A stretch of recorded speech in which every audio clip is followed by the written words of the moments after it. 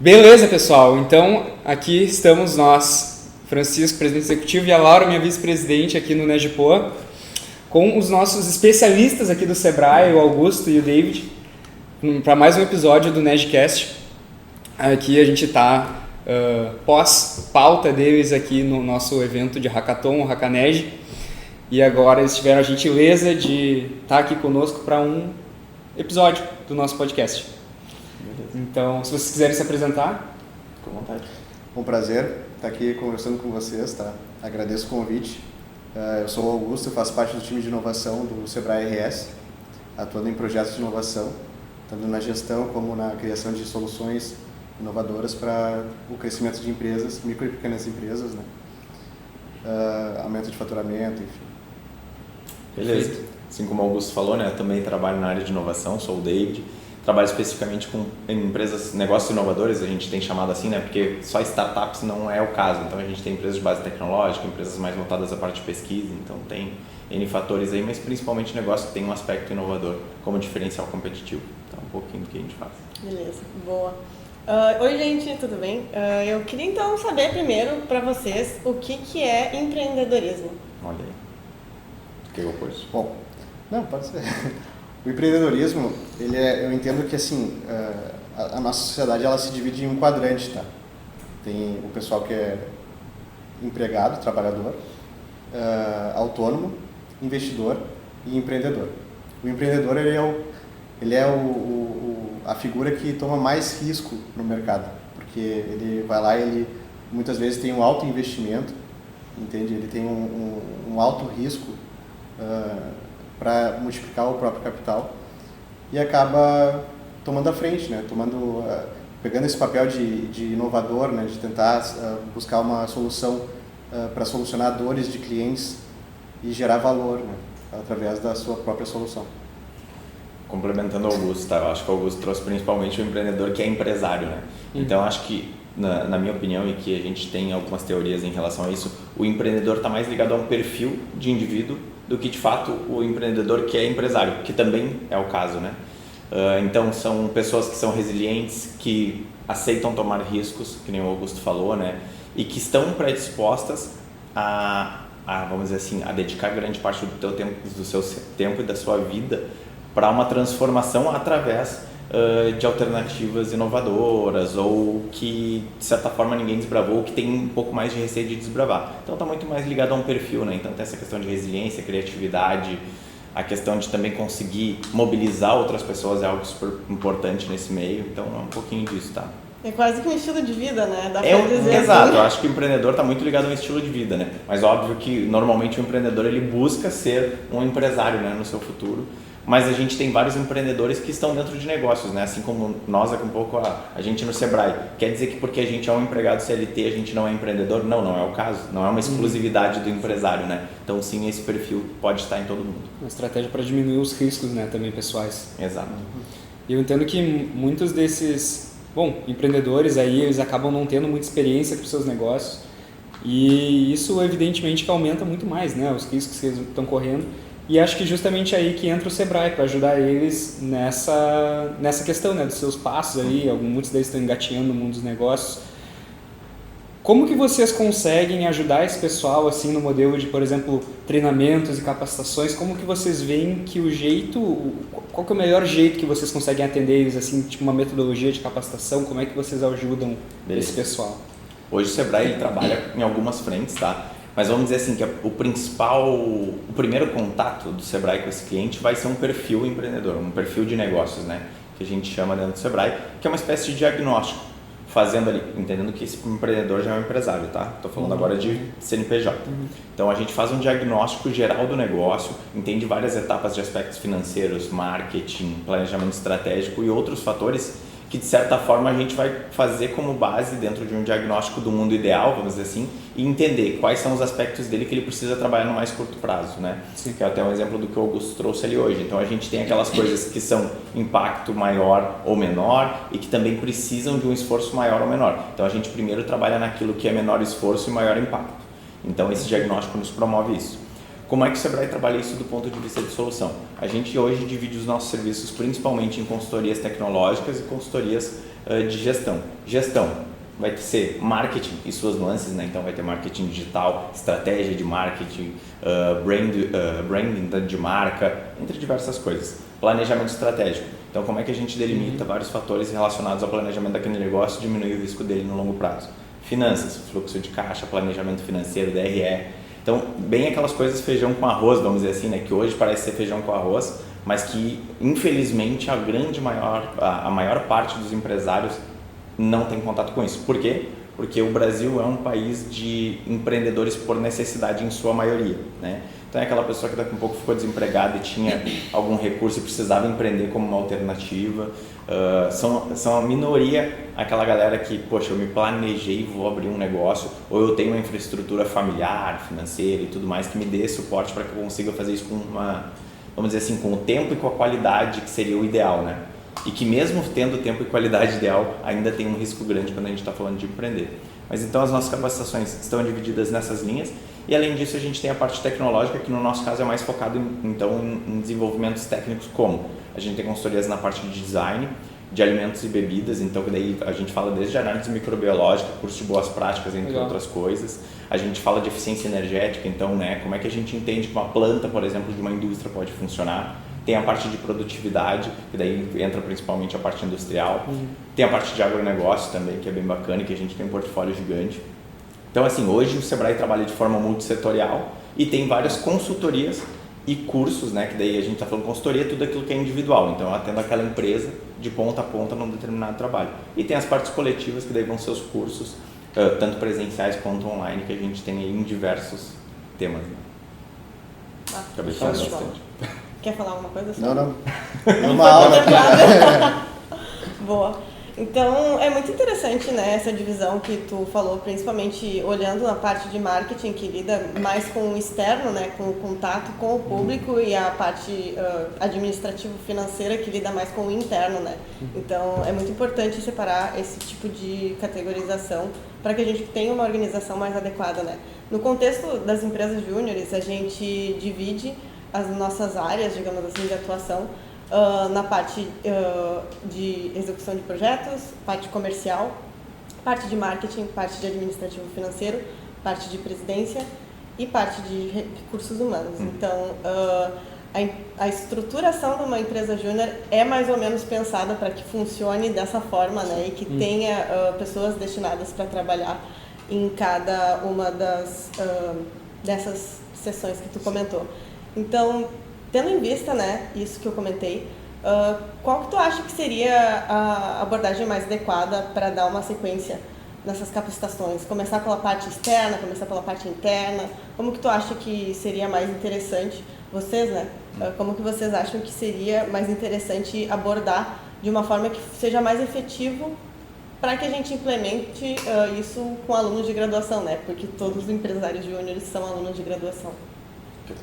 Pode ser. Bom, eu acho que o coração de cada empresa, de toda empresa, é o financeiro, tá? A empresa ela tem que faturar, ela tem que vender, ela tem que ter lucro. Então, entendo que se vocês quiserem depositar mais energia, depositem nesse segmento, tá? Inclusive, a maioria das empresas, a falência ocorre devido à desorganização financeira, das micro e pequenas empresas principalmente, né? Tem muita empresa que vai lá e mistura gastos pessoais com da empresa e acaba não tendo uma noção se a empresa está se mantendo, se ela tem lucro, né, se ela consegue faturar a ponto de se sustentar. Ela acaba descobrindo que não faz sentido só depois que já está endividada e muitas vezes com problemas, né? Então, um passo inicial seria esse, né? A parte interna que tu comentou.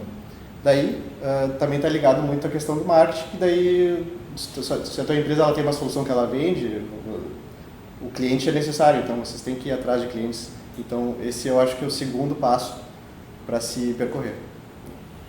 Dentro do que o Augusto está comentando, né, tem eu não sei se é um ditado popular, mas que hoje não é nem bem visto, né, mas aquela coisa de, se tu tiver 1 hora para cortar uma árvore, o que tu vai fazer com o teu tempo, né? Eu vou passar 50 minutos afiando meu machado e 10 minutos, de fato, cortando a árvore, né? Então, nesse caso, tem que se gastar muito tempo no mundo ideal, né? Se gastar muito tempo com planejamento e estruturação financeira. Porque hoje a maior parte das quebras, vamos dizer assim, de empresas está ligado ao mau dimensionamento financeiro, né? Então, de novo, o empreendedor conseguiu ali 20, 30 mil reais que ele entende que ele pode abrir um negócio. Legal. Ele entende que ele pode abrir um negócio. Ele está entendendo que a partir do momento que ele abrir a porta, ele vai começar a faturar e ele vai começar a vender. Mas na prática não é bem assim. A gente precisa entender que o negócio, talvez ele vai dar retorno depois de 1 ano, depois de 3 meses. Aí vai depender do negócio, né? Tem negócio que sim, sai no outro dia já faturando e daqui a um pouco já tem um resultado positivo. Mas são raras as exceções.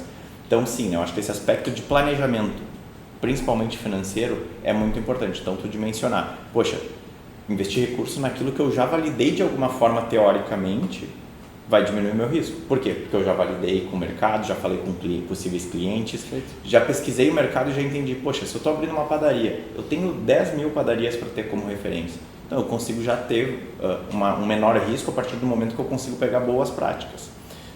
Então é importante o pessoal gastar mais tempo em relação a isso, né? Em planejamento e finanças. E também, depois disso, estabelecer uma estratégia comercial eficiente, né? Então, tu tendo clareza do produto que tu está comercializando, produto ou serviço, né? Da proposta de valor daquele negócio, seja ele mais tradicional ou mais inovador, aí as coisas costumam deslanchar se a gente trabalhar nessas frentes específicas. Muito relacionado ao modelo de negócio, né? Da proposta de valor de cada negócio específico. Seja ele uma empresa tradicional, tipo a padaria que o David falou, ou uma startup, que ela vai solucionar um problema mais escalável, digamos assim. Sempre tem que traçar um mapa ali da empatia, né, do cliente. Sim.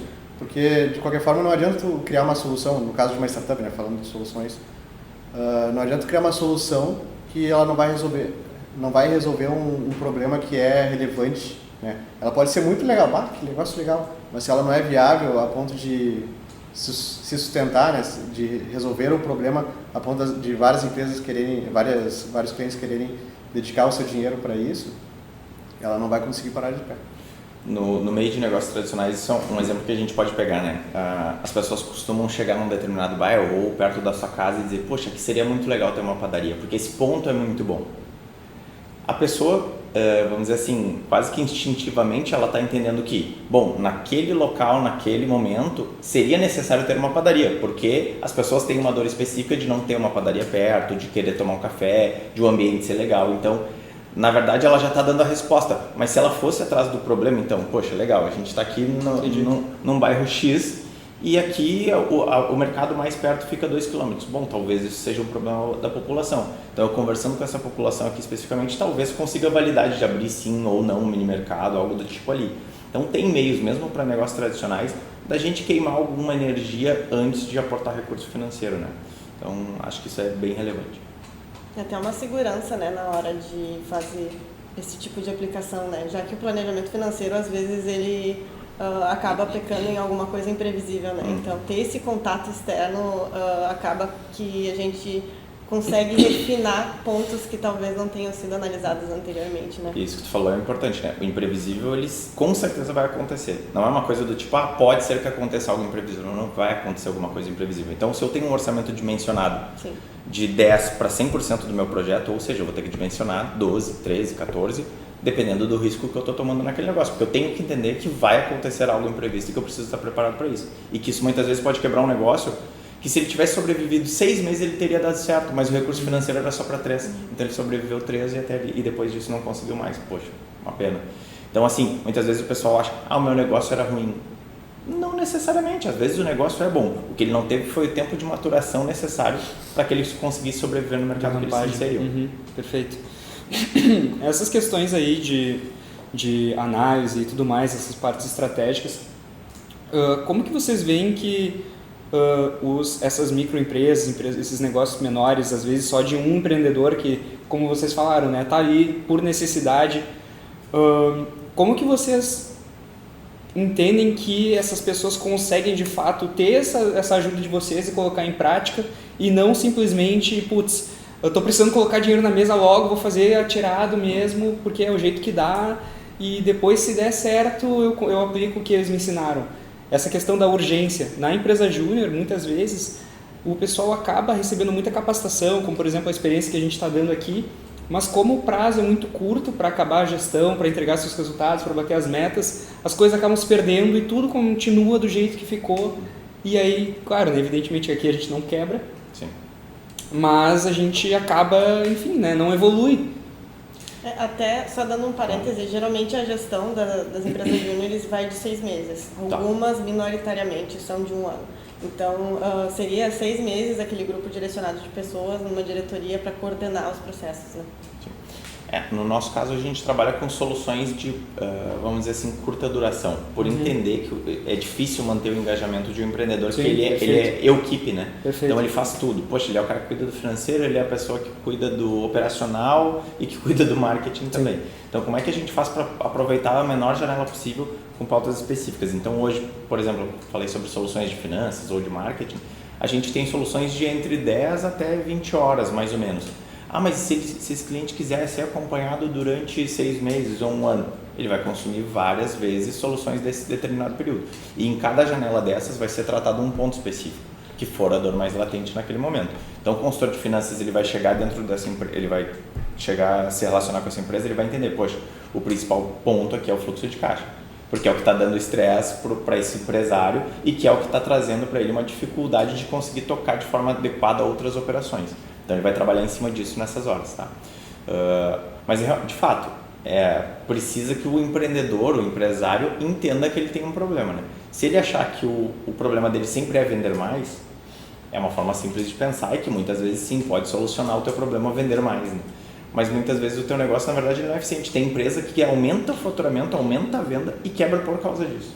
Porque ela cresceu de forma inadequada.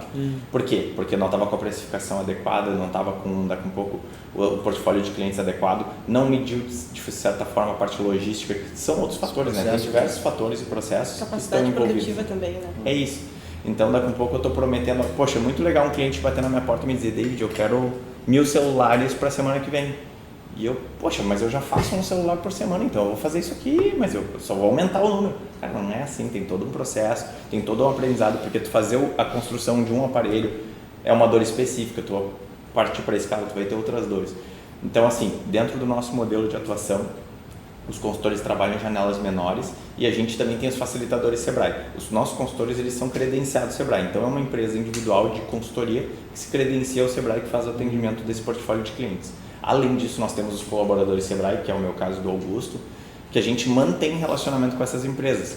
Então, acompanhando elas um pouco mais, entendendo em que momentos eles têm dores específicas e tentando conectar eles com as melhores soluções para aquele momento. Sempre naquela linha. Aporte financeiro naquilo que é necessário no curto prazo, para que ele não faça um investimento desnecessário em algo que não é o objetivo daquele momento, né? Então, poxa, se a dor do cara é finanças, não vai adiantar falar para ele sobre marketing agora, porque ele vai ter uma contrapartida nessa consultoria também, né? Então, como é que a gente não onera ele também através da consultoria? É um pouquinho do que a gente tem feito. E uma das soluções do Sebrae é o Agente Local de Inovação, que é um dos projetos que a gente atua. É um projeto de escala nacional, mas a gente atua aqui no Rio Grande do Sul, que ele opera com bolsistas. O bolsista ele atende, ele é bolsista Sebrae, né? Ele atende micro e pequenas empresas com o viés de aumentar a produtividade dela. Mas como é que ele vai fazer isso? Na ótica da produtividade do trabalho. Ele vai aumentar o faturamento ou vai reduzir o custo, com base, isso dividido por pessoas ocupadas na empresa.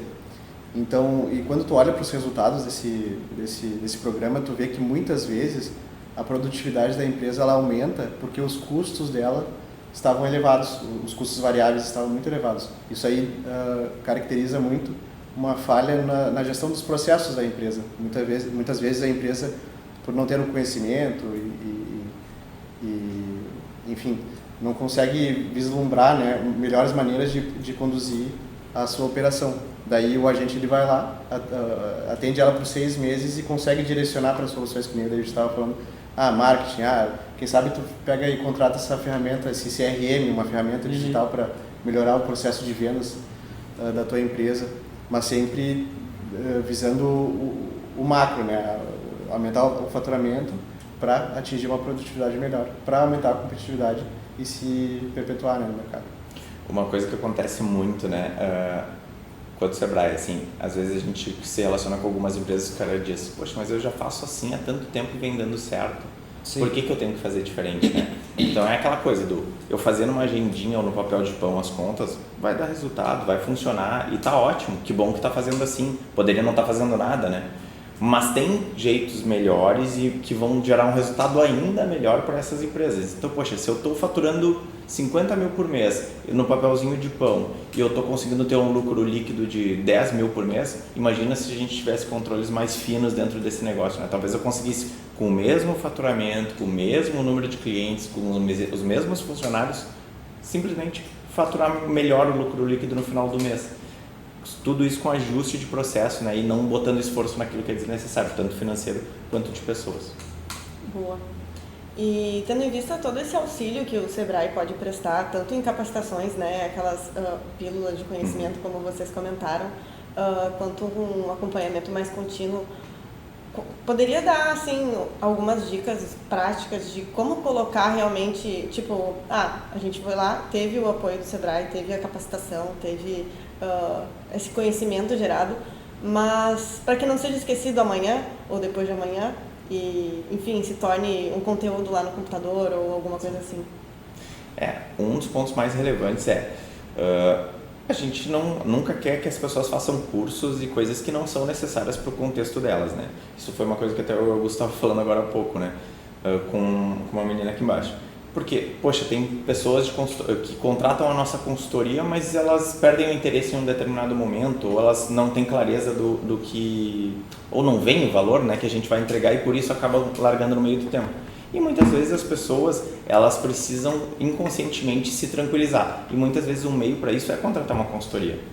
Mas aí entra o nosso papel como consultores, né, como as pessoas que vão facilitar esse processo de entender, poxa, isso de fato faz sentido para essa empresa, tem necessidade, porque senão a pessoa vai desengajar, a pessoa não vai de fato utilizar. É que nem a gente fazer hoje em dia, a gente fala muito mais sobre pivotar a carreira, né?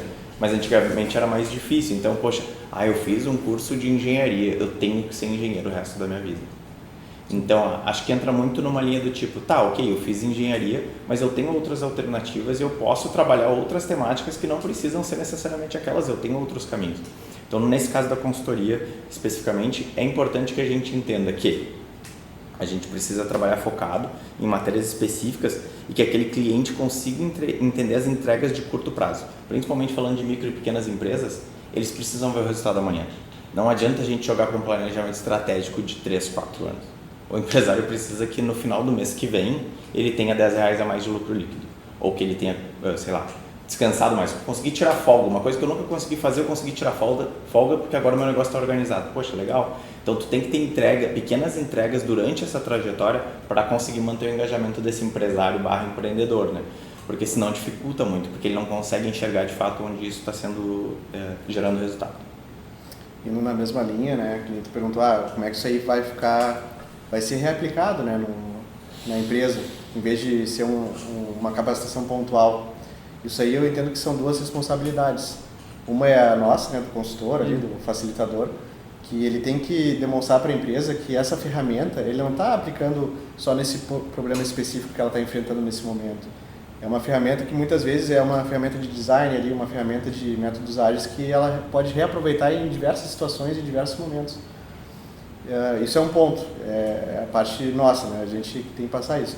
Mas o cliente também tem que ver o valor, né, dessa entrega. Como o David falou, micro e pequena empresa ela está sempre correndo atrás da máquina. É um ambiente muito competitivo. Então tem que ser uma entrega que seja eficiente, seja muito rápida para ele ver valor, senão ele vai largar. Aí sim vai virar um conteúdo de gaveta que ele não vai olhar mais, ele não vai ver valor nisso. Isso até dá para pegar com exemplo de carreira também, né? Hoje em dia, cada vez mais os jovens querem resultados no curto prazo. Então, poxa, eu sou funcionário de uma empresa, legal, adoro essa empresa. Daqui 3 meses eu posso estar insatisfeito? Sim. Por quê? Porque a gente quer crescer rápido, a gente quer desafios, a gente quer outras coisas, né? Então, acho que são pontos relevantes e que se aplica aos pequenos negócios, só que muito mais ligado à questão de necessidade do que de fato um querer, né? O pequeno negócio ele precisa estar gerando resultados positivos mês a mês. Por quê? Por causa daqueles fatores que a gente falou antes. Eles precisam gerar caixa porque eles talvez não tenham um planejamento, não tenham um fundo de reserva que vai garantir eles no mês que não for tão bom assim. Então, na verdade, a maior parte das empresas hoje no Rio Grande do Sul, eu acho que no Brasil como um todo, vivem de fluxo de caixa praticamente. Então eu gero uma cobrança lá para frente e pego aquele produto e começo a gerar novas receitas, mas que não necessariamente é lucro. E aí entram os fatores que nem o Augusto comentou, poxa, misturar fatores de finanças pessoais com as finanças do negócio. Essa é receita para dar confusão e para ali na frente ter um problema de alguma forma. Boa. Eu sei que vocês, bom, só para finalizar, né, a gente já está estourando o tempo, eu sei que vocês lidam muito com esse caso aí de eu presa, né? Eu preso. Que é um empreendedor lá que está tendo que lidar com tudo. Muitas vezes ele não tem outra pessoa para delegar suas tarefas, para terceirizar, enfim. Mas no nosso caso, quando a gente dá capacitações, assim, até mesmo as empresas juniores, quando elas trazem uma capacitação, quando elas, né, os líderes, eles dão capacitações, eles vão ter, querendo ou não, em algum tempo, sucessores. Eles vão sair da sua empresa e as pessoas que estavam ali, que ele ensinou, vão ter que seguir com esse legado, enfim, né? E espera-se que essas pessoas, esses sucessores, prestem as mesmas capacitações ou continuem colocando em prática o que eles receberam. Como que vocês entenderiam, né? Não sei se é um contexto que vocês estão familiarizados, mas de, por exemplo, desses empreendedores que vocês ajudam, como que vocês entendem que eles poderiam passar essas informações assim para as pessoas, para as demais pessoas da organização, para eles não precisarem mais estarem sempre na linha de frente? Comentar ou puxa? Começa. Beleza. Não, acho que assim, tem 2 pontos, né? Uma empresa menor normalmente é sucessão familiar e aí tu tem alguns problemas. E empresas um pouco maiores, ou até nas menores também, em algumas menores também acontece, mas poxa, tu tem que passar a personalidade daquele negócio para a tua equipe e automaticamente para a próxima liderança que vai vir após, né? Então, querendo ou não, o empresário, ele precisa criar um espírito para aquele negócio, ele precisa criar uma persona para aquele negócio, onde qualquer funcionário que está trabalhando nessa empresa, seja ela grande ou pequena, entenda, o nosso propósito é esse aqui e não precise o tempo todo ficar perguntando, poxa Augusto, tu que é o dono da empresa, cara, o que eu faço nessa situação? Qual é o nosso foco quando eu tenho que tomar uma decisão? Quando tu tem um direcionamento claro, seja para grande empresa, seja para pequena empresa, automaticamente os colaboradores costumam tomar as decisões mais certas. Por quê? Porque está todo mundo indo para o mesmo lugar. E no longo prazo isso vai impactar de alguma forma também, né? Que essas tuas lideranças comecem a surgir, porque as pessoas vão começar a se moldar também para o modelo que a empresa atua, né? Então hoje se tu perguntar, poxa, o David é um bom funcionário? Talvez para o Sebrae sim, talvez para outras empresas não, porque hoje eu estou moldado dentro de um espírito e dentro de um modelo de negócio específico. Talvez para eu ir para outra empresa teria que fazer algum tipo de transição. No caso de empresas mais familiares, aí eu acho que tem um ponto bem relevante, que é sim passar esse espírito empreendedor, passar esse direcionamento de para onde a gente está indo, mas também tem um pouco daquilo de estimular que busque novas alternativas, porque daí tu está falando de um indivíduo que tem os mesmos interesses que o teu, né, porque é da tua família e que é um sucessor daquele negócio, mas que ele pode, com a jovialidade, muitas vezes, trazer algumas novas alternativas que eu, como estou no dia a dia desse negócio, não estou tendo tempo, mas eu posso transferir essa necessidade para essa próxima geração que está vindo, né? Então hoje a gente tem, por exemplo, no setor de agronegócio principalmente, a gente tem um projeto de sucessão familiar, por entender que principalmente no meio rural é onde mais acontece isso, tá? Então onde tu tem uma propriedade rural, daí, poxa, o filho começa a trabalhar com o pai, a filha começa a trabalhar com a mãe ou com o pai e estão ali seguindo a rotina, daqui a um pouco o pai e a mãe começam a sair um pouco mais do negócio e os filhos começam a assumir, seja para os pais se aposentarem, pararem um pouco de trabalhar, porque normalmente o empresário, ele tem uma vida muito intensa, né? E isso faz com que eles consigam aproveitar pouco, né, durante a trajetória, vamos dizer assim, ou só flexibilizar para que para todo mundo fique melhor e fique uma carga menor para todo mundo. Então, como é que eu faço para transferir?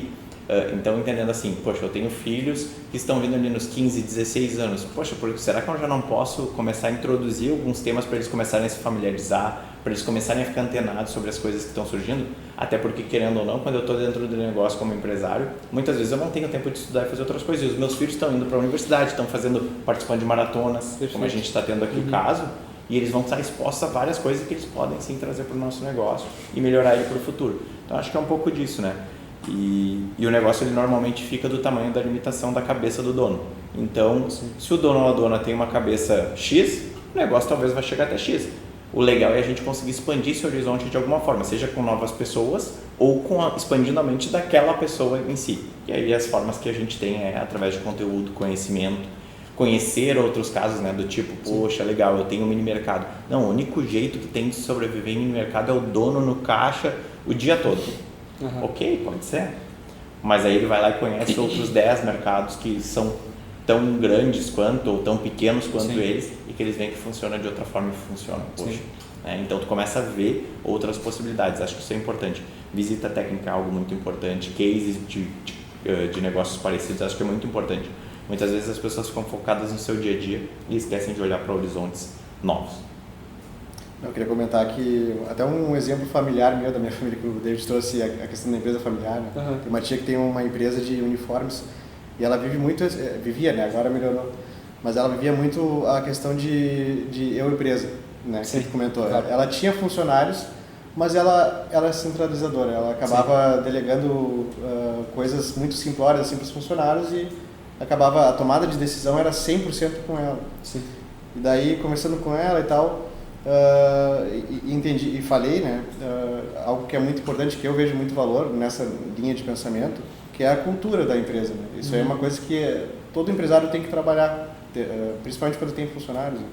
Para que, por exemplo, uma cultura de inovação, o que é um termo que às vezes a gente vê, o que significa? Uhum. É quando tu envolve teus funcionários na tomada de decisão. Claro, sendo o empresário, a palavra final sempre vai ser tua, provavelmente, né? Mas o teu funcionário ele tem que estar aberto, tem que ter a confiança de que ele pode falar o que ele pensa sem o medo de ter alguma represália, né? Daí é aquele ditado, né? Diversos cérebros pensam melhor do que um. Por mais que a decisão final seja do empresário, ele vai ter vários insights da equipe deles que são muitas vezes áreas que o funcionário atua e o dono acaba não sabendo como é que ela é no detalhe, né? E são detalhes importantes. Então acho que é muito isso, é a questão da cultura da empresa, que daí ela vai divergir, né? Vai abrir os horizontes dela para novas possibilidades, enfim, e crescimento. Perfeito. A cultura da empresa e tudo que ela representa, né? Porque isso é uma coisa assim que é tão importante quanto a administração e o planejamento de tudo que a gente faz, mas saber o que é pregado, né? Qual que é a visão dentro da empresa, do negócio, enfim. Então, acho que esses pontos que vocês trouxeram se alinham bastante com a vivência que a gente tem dentro do movimento Empresa Júnior, porque, além de tudo, são pessoas, né? E principalmente são pessoas. Então, é super importante ter essa visão até para que as coisas andem e não tenha uma discordância dentro da organização, que tenha um alinhamento e que as pessoas andem para o mesmo lugar, né? Como tu mesmo comentou antes, David. Então, tem mais alguma pergunta, Fran? Não, acho que a gente já conseguiu abordar os principais pontos. A gente também está com essa limitação de tempo aqui. A ideia também é que não seja um podcast tão longo assim, né? Até para a gente possibilitar que as pessoas escutem no ônibus indo para a faculdade. Boa. Então, acredito que seja isso. Guris, se o pessoal quiser falar com vocês, como que eles entram em contato? Beleza. Com o Sebrae RS, então, é no 0800 570 0800. Além disso, tem as nossas redes sociais, LinkedIn, Instagram, qualquer um dos meios. O pessoal consegue, inclusive, no WhatsApp, nesse mesmo número que eu comentei, então podem nos acessar. Além disso, tem o meu LinkedIn pessoal, que é David Viegas. Augusto Jacques. Então, podem nos chamar também, a gente está sempre à disposição aí para colaborar de alguma forma. Perfeito. Muito obrigada, viu, Guris? Nada, Perfeito, capaz. fantástico. Nós agradecemos. Então tá, muito obrigado. E é isso, pessoal, mais um episódio de Nerdcast. Tomara que aproveitem e deixem seus feedbacks. Um abraço. Tchau, tchau, gente.